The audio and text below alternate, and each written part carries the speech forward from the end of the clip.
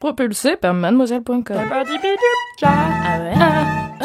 Ça swing. Coucou, c'est Queen Camille. Salut, c'est le docteur Berlinlot. Bienvenue dans Coucou le cul, le podcast sexo de Mademoiselle. Ici, on discute ensemble de toutes les questions qui vous turlupinent. C'est vous, auditrices et auditeurs, qui faites ce podcast. Alors envoyez-nous vos questions par mail avec pour objet coucou le cul à queencamille@mademoiselle.com. On se retrouvera peut-être bientôt ici pour en parler avec notre super gynéco. Aujourd'hui dans Coucou le cul, on va parler de l'asexualité. L'asexualité, L''. L'asexualité, c'est le fait de ne pas avoir de désir sexuel. Et c'est une question que se posent de nombreuses personnes qui m'écrivent par mail, et notamment Marie. Bonjour Marie. Bonjour. Comment vas-tu ? Ça va très bien. Et toi ? Très bien, merci. Raconte-nous ce qui t'amène dans Coucou le cul aujourd'hui. Alors, je me pose des questions sur ma sexualité et je me demande si c'est possible d'être asexuel, mais entre guillemets à mi-temps. Pourquoi ? Qu'est-ce qui t'arrive ? Parce que déjà je me suis intéressée très tard à la sexualité et à ma sexualité personnelle et ça m'arrive, j'ai parfois envie, j'ai du désir, ce genre de choses, mais c'est pas tous les 4 matins quoi. Et même avec mon copain, il y a des périodes où j'ai pas du tout envie, et c'est pas juste parce que j'ai pas envie, parce que je suis fatiguée, ça peut durer très longtemps. Avec mes ex-copains c'était comme ça aussi, des fois ça pouvait durer des mois, et j'avais pas du tout de désir, et c'était pas à cause d'eux, même pour niveau masturbation ou penser au sexe, c'était la dernière de mes pensées. Et du coup je me demandais si c'était normal, parce que j'ai l'impression que c'est pas vraiment quelque chose de normal, à mon âge ou ce genre de choses, et que T'as quel âge, je devrais Marie ? avoir peut-être envie plus souvent. Tu as quel âge ? J'ai 23 ans. Pourquoi tu penses que tu devrais avoir envie plus souvent ? J'ai l'impression autour de moi, même quand je parle avec les gens ou quand on voit sur les réseaux sociaux ou même juste avec mes amis, même quand j'étais au collège déjà, je voyais que les gens étaient intéressés par le sexe assez tôt. Et moi, pas du tout. Et même rien qu'en 6e, déjà, les garçons, ils en parlaient entre eux. Et ensuite, ça a commencé plus entre filles vers la 4e. Mais moi, ça m'intéressait pas, j'y pensais pas. Et quand je sortais avec un garçon, c'était la dernière des choses qui m'intéressaient. Et aujourd'hui, j'avais aucun désir, aucune excitation. Aujourd'hui, ça t'arrive d'avoir envie de sexe ? Oui, ça m'arrive. Mais c'est pas tout le temps, quoi.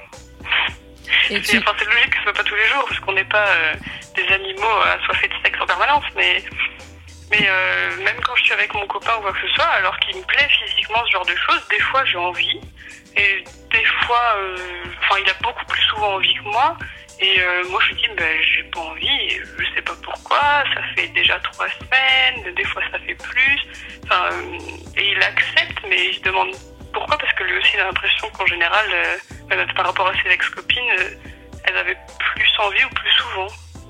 Et moi, ça m'est arrivé avec mon ex-petit copain avec qui je suis restée 3 ans, de passer des mois sans faire l'amour alors qu'on l'avait déjà fait.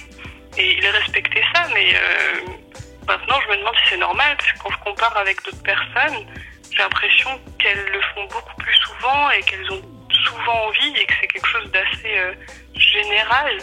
Et j'ai l'impression de ne pas être normale vis-à-vis de tout ça. Alors, j'ai envie de te dire déjà, quand on se compare, c'est sûr que ça va créer des interrogations parce que personne n'a la même sexualité en réalité. Oui, c'est différent pour tout le monde. On peut vite se trouver anormal si on commence à se comparer, puisqu'il n'y a pas de normalité dans la sexualité. Oui, c'est vrai. Et puis par ailleurs, tu sais, entre ce que les gens disent et ce qu'ils font, parfois il y a un énorme fossé. Oui, c'est ce que je me dis des fois. C'est vrai qu'on peut dire oui, je l'ai fait plein de fois avec telle personne, mais pas forcément. Mais je sais pas trop comment expliquer ce sentiment-là. Non, mais j'ai l'impression. Non, mais c'est cette impression, oui. On peut le comprendre. Hein.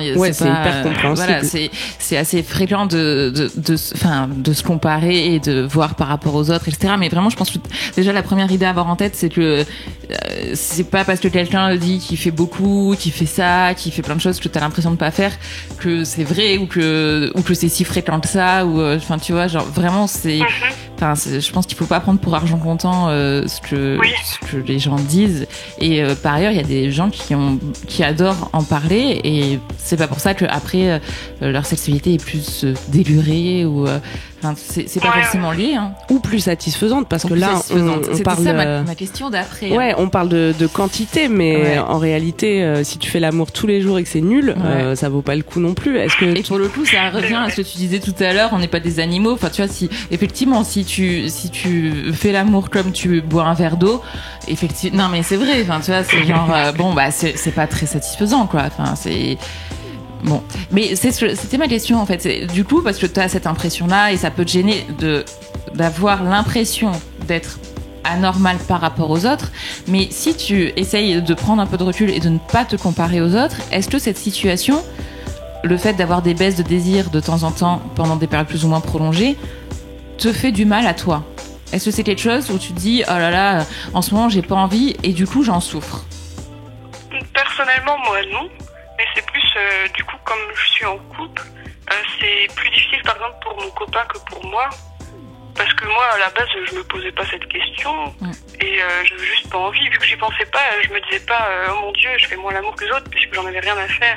Mais du coup, je me rends compte, quand je suis avec mon copain, que lui a beaucoup plus envie et qu'il doit toujours faire face à mes refus, même s'il l'accepte. Et c'est plus par rapport à ça, du coup, que je m'interroge sur... Parce que c'est normal que j'ai vraiment moins souvent envie que lui. Ouais, on a déjà parlé de la différence de libido dans Coucou le cul, on vous linkera l'épisode. C'est quelque chose qui arrive hyper souvent, que ce soit la femme, l'homme ou dans un couple homosexuel, n'importe lequel des partenaires en fait. Et quelle que soit la fréquence. Enfin, tu vois, parce que en fait... c'est la différence de désir ou de désir d'avoir des rapports sexuels. En fait, tu vois, tu peux te dire, moi, j'ai envie toutes les 3... C'est vraiment des exemples à la con, je prends. Mais genre, moi, j'ai envie toutes les 3 semaines et mon mec tous les jours. Et en même temps, ça peut être quelqu'un qui a envie tous les 2 jours et son mec 3 fois par jour. Il y a aussi une différence de désir, en fait, et de libido, du coup. Du coup, tu vois, c'est pas... Enfin, tu vois, tu peux te dire juste, faudrait quand même que j'ai envie plus souvent, parce que qu'est-ce que ça veut dire plus souvent? Enfin, tu sais, il y a pas... Comme... on va le redire encore une fois, mais comme il n'y a pas de normes et qu'il n'y a pas un truc à cocher en mode il faut que je le fasse tant de fois par semaine ou tant de fois par jour pour être heureux, enfin du coup d'avoir à gérer cette différence de libido, en fait, quelle que soit ta libido et quel que soit ton désir, tu peux avoir à le gérer, même si t'as pas, enfin même si quand tu te compares aux autres t'as pas l'impression d'avoir moins envie. Donc ça, je pense que c'est 2 questions à différencier un petit peu, tu vois, te dire il y a ton couple, on peut en parler après, tu vois, ton couple et de la différence de libido entre tous les deux, mais par ailleurs il y a toi, tes questions sur ta sexualité à toi, quelle que soit la personne avec qui tu es, en fait, enfin tu vois, ça c'est quelque chose qui, j'ai l'impression que tu te poses vraiment la question pour toi, parce que par rapport à ton adolescence, à ton adolescence, à tes anciens copains, etc., tu dis que c'est quelque chose qui revient. Donc la question, je pense, primordiale à se poser pour toi, et donc là je sors de la question de ton couple, c'est est-ce que cette situation te fait souffrir ou pas? Parce que là, ce que tu viens de me dire, donc la réponse pour toi était non, j'ai l'impression. Et du coup, si ça ne te fait pas souffrir, ce n'est pas un problème, en fait. Oui, de ce point de vue-là, oui. Moi, ça me va, parce que, voilà, de toute manière, je vis toute seule, donc ça me pose pas de problème à ce niveau-là, j'y pense pas, ni rien. C'est vrai que c'est plus vis-à-vis des autres que ça me gêne, on va dire. Parce que ça me fait pas de mal, rien du tout. Enfin, je vis très bien sans faire l'amour. Mais oui, c'est plus difficile du coup quand on a un partenaire. Alors, est-ce qu'on peut être asexuel à mi-temps?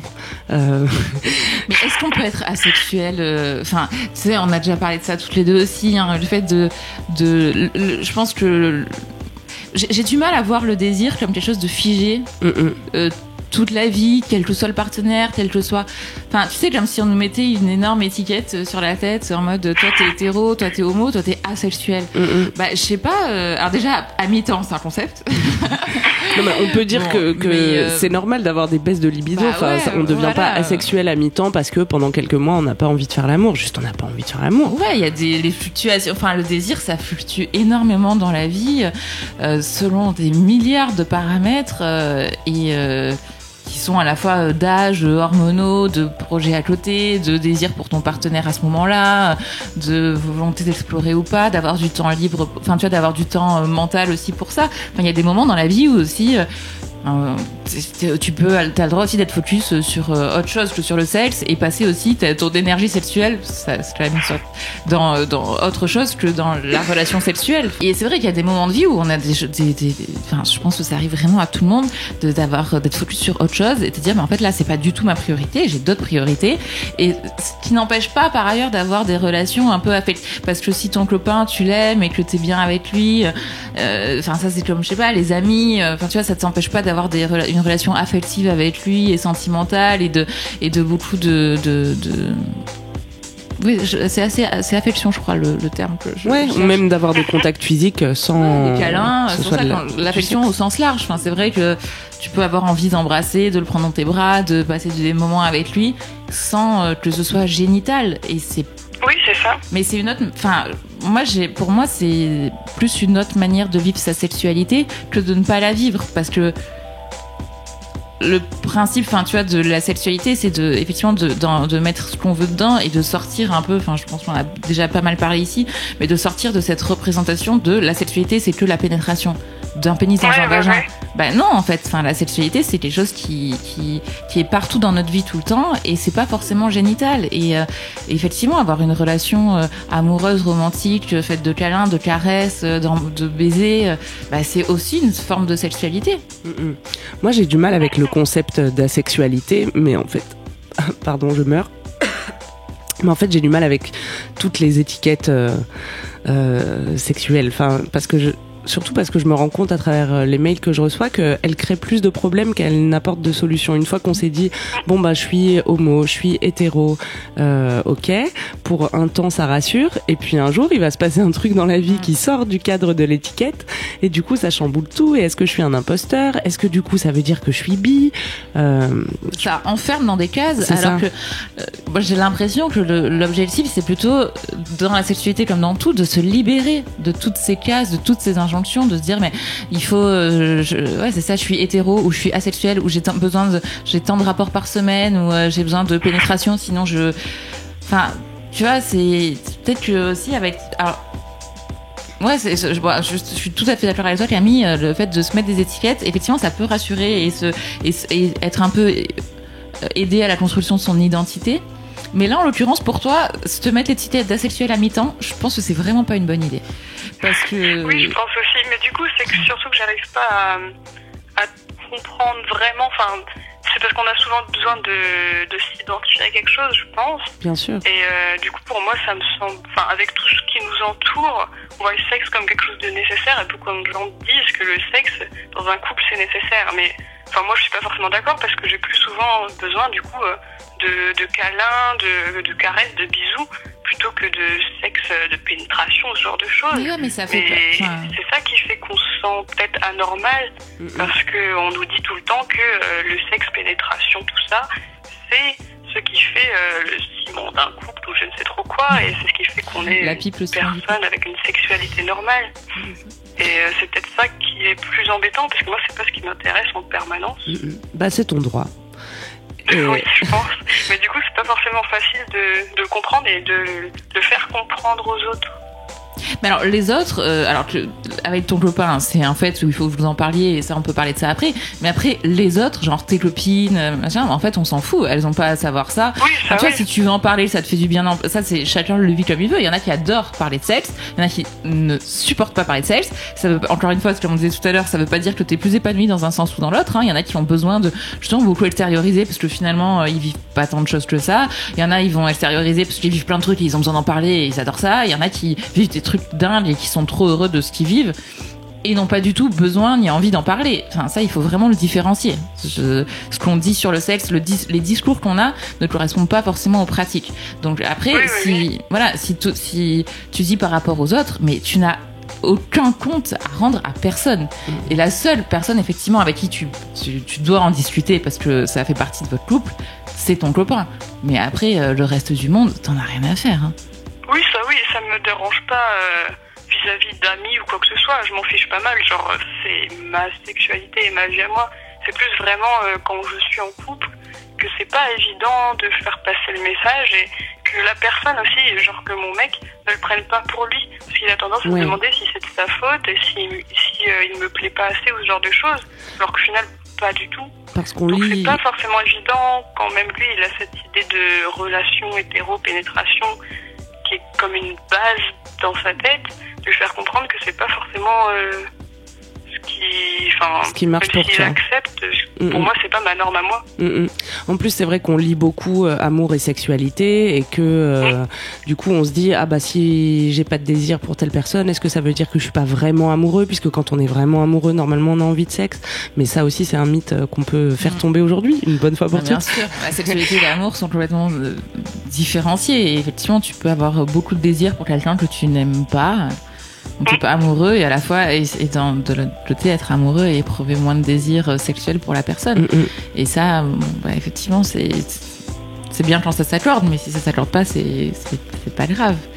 Et par rapport à ton copain, est-ce que vous arrivez à en parler? Enfin, est-ce que parce que là, ce que tu nous dis, c'est assez, c'est réfléchi et tu vois, si t'arrives à lui dire ça, c'est déjà, il pourrait peut-être mieux le comprendre. Sans le prendre pour lui, je veux dire. On en a déjà parlé plusieurs fois, mais c'est que j'arrive pas forcément... même je me rends compte au fur et à mesure, même en parlant avec vous, de ce que je peux comprendre de moi-même. Je sais pas trop comment l'expliquer, mais... Oui, non, mais je crois que...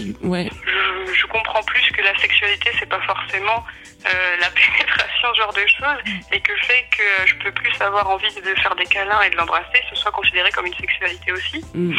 Mais du coup, oui, il faudrait que j'ai une autre discussion avec lui pour échanger là-dessus, je pense. Sinon, tu peux lui faire écouter le podcast. Pratique. Oui, si, je pourrais. Et tu vois, t'es pas obligé de trouver des justifications ou des raisons à cet état de fait qui est juste un état de fait, en fait. Bah, Marie, elle a pas souvent envie de sexe. Voilà, à prendre ou à laisser, tu vois. Ouais. Mais quand même, tu vois, dire elle a pas souvent envie de sexe, ça sonne comme quelque chose de définitif. En ce moment, oui, voilà, ça peut. Je pense que vraiment, tu vois, dans une vie, t'as plein de périodes différentes pour plein de raisons différentes, et peut-être qu'un jour ça changera aussi. Ouais, peut-être qu'un jour on pourra plus t'arrêter, Marie. Tu vas sauter sur tout ce qui bouge. Ouais. Mais et ça sera pas grâce à une personne ou tu vois, ça sera multifactoriel mais vraiment, je trouve que la question la plus importante là-dedans, c'est toi ce que tu ressens, et si toi ça te gêne pas, parce que tu vois, tu pourrais dire aussi j'aimerais vraiment avoir envie de faire plus souvent et en fait j'y arrive pas, machin, et là c'est pas la même problématique.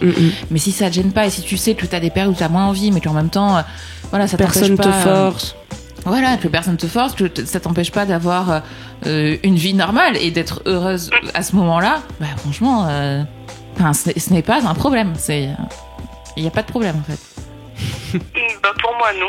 Moi, de ce côté-là, ça va. C'est plus pour le vivre en couple que c'est plus difficile. Ouais, ça, mais c'est du coup, sûr. avec des discussions et de l'acceptation, ça, je pense que ça peut s'arranger. Il y a que ça. Ouais, et puis après, vous pouvez peut-être trouver aussi des choses qui vous conviennent à tous les deux. Tu vois, des moments où t'as pas envie de sexualité, tu vois, typiquement de pénétration, tu vois. Est-ce que, justement, les caresses, un peu plus poussées, est-ce que c'est ce truc qu'ils te disent à ce moment-là ou pas? Tu vois, après, encore une fois, quand tu descends le sexe de la pénétration pure, tu vois, lui, il a aussi des moyens de jouir différemment que par la pénétration. Je sais pas si c'est des choses dont vous avez déjà parlé ou... Pas exactement de ça, mais plus du fait d'avoir la pression, par exemple, quand lui a envie et que moi non. Et du coup, tel ou tel geste, même s'il fait pas attention, ça me met la pression parce que je ressens que moi j'ai pas envie et que lui a envie. Ça, on en a déjà discuté et du coup, il respecte et il comprend quand... Parce que je veux dire, je veux pas du tout forcer. J'aime pas tel ou tel truc. Ouais. Mais j'ai pas eu cette discussion de avoir des relations sexuelles autres que par la pénétration. Voilà, après c'est vraiment juste une piste, je suis pas en train de te dire que si vous n'avez pas de pénétration, il faut absolument que tu le fasses jouir différemment, mais c'est non mais voilà, je précise parce que vraiment c'est pas du tout ce que je veux dire, mais que peut-être qu'il y a des moments où toi en fait t'as pas forcément envie de pénétration sur toi, ou t'as pas envie d'avoir une sollicitation sexuelle sur ton corps, mais peut-être si t'en as envie, et encore une fois il faut vraiment pas se forcer, et si t'en as pas envie, ne le fais surtout pas, mais peut-être que voilà, il y a d'autres manières, lui, de le faire jouir ou de juste de passer un moment sensuel ensemble sans que ce soit Oui, mais je pense qu'il faudrait qu'on en discute plus vraiment se poser pour en parler. Est-ce que toi, tu prends du plaisir, Marie, quand vous avez des relations sexuelles? Oui. Mais généralement, j'ai pas besoin que ça dure plus longtemps que ça. Enfin, bah ça, c'est pas un problème non plus. Quand lui il est prêt à remettre un coup, moi ça me va. C'était bien, et puis voilà, j'ai pas besoin de faire durer ça plus longtemps. Bon, mais en tout cas, ça veut dire que quand t'as envie de sexe, tu peux en avoir, et en plus, il te fait plaisir. Oui, c'est ça. Enfin, c'est pour ça que je me disais, ça ne doit pas être de la sexualité ou quoi que ce soit. Ça m'arrive d'avoir envie, et puis quand j'ai envie et que ça se fait, c'est cool. Et c'est juste que j'ai pas souvent envie, quoi. Moi, j'ai juste une petite question subsidiaire de gynéco. Est-ce que tu prends la pilule? J'ai un implant, pas la pilule. D'accord. Est-ce que tu as vu une différence? Ça fait combien de temps que tu l'as, ton implant? Celui-là, je l'ai depuis juillet de l'année dernière, mais j'en avais déjà les 3 ans avant. Ouais. Est-ce que tu as déjà vu, parce que bon, je veux pas te dire mais parce que ça, je le dis un peu à tout le monde aussi, c'est vrai que on minimise souvent, enfin les gynécos ont tendance à minimiser l'impact des hormones sur la libido, mais c'est pas anodin non plus. Donc après il y a aussi après je pense que il y a aussi un truc qui correspond à plein de moments dans la vie, etc. Mais il y a aussi des femmes au moment où elles arrêtent la contraception hormonale, d'un coup elles se disent tiens, j'ai beaucoup plus de libido. Donc voilà. Je dis pas que c'est le truc magique et que tu sors ça du chapeau et ça y est, tu vas devenir, tu vas avoir envie de sexe 10 fois par jour, hein. Mais c'est aussi une piste, enfin tu vois. Ça peut être une des raisons. Ouais. Vraiment, enfin faut pas donc encore une fois, si c'est pas un truc qui te gêne, garde-le, c'est pas grave. Mais après il y a d'autres moyens de contraception aussi qui ne sont pas hormonaux, notamment le stérilet au cuivre et qu'on peut mettre chez les filles qui n'ont pas eu d'enfants, je le rappelle à tout le monde, et vraiment il y a des filles à qui ça change la vie en fait, d'arrêter les hormones. Oui, justement, je me disais, vu que j'ai jamais connu ma sexualité sans contraception hormonale, une fois qu'avec cet implant-là ce sera fini, j'aimerais bien trouver autre chose qu'une contraception hormonale pour connaître mon corps et ma sexualité tels qu'ils sont naturellement. Ouais. Et tu sais, t'es pas obligé d'attendre la fin de l'implant, hein. Enfin, après, bon, tu fais ce que tu veux. Oui, c'est que je préfère parce que la petite opération pour retirer l'implant me dégoûte fortement. Du coup, je préfère d'attendre le maximum jusqu'à la fin des 3 ans. Et comme ça, c'est fait. Ouais. Bon, tu nous donneras des nouvelles à ce moment-là, Marie. Ça marche. S'il y a une évolution, tu nous tiens au courant. Ouais. Est-ce que ça t'a rassuré? Oui. Ça fait du bien de pouvoir en parler. Super. Rien ne cloche chez toi. Ayez une discussion. Et avec l'amour, on trouve toujours des solutions. Eh ben, c'est niais, mais c'est vrai. Je t'embrasse, Marie. Bisous. À bientôt. Salut. C'est la fin de Coucou le cul, merci de nous avoir écoutés. Si vous avez aimé, parlez-en autour de vous, partagez avec vos amis, ça lancera peut-être des discussions intéressantes. Pour participer, envoyez votre question à queencamille@mademoiselle.com. Suivez-moi sur ma chaîne YouTube Queen Camille ou sur mon Instagram Queen Camille avec un K. Vous pouvez suivre le Dr Berlingot sur Twitter @LauraBerlingot. Si vous avez aimé ce podcast, mettez 5 étoiles sur iTunes et suivez-nous sur votre appli de podcast préféré. On se retrouve vendredi prochain. D'ici là, aimez-vous les uns les autres. Et surtout, aimez-vous vous.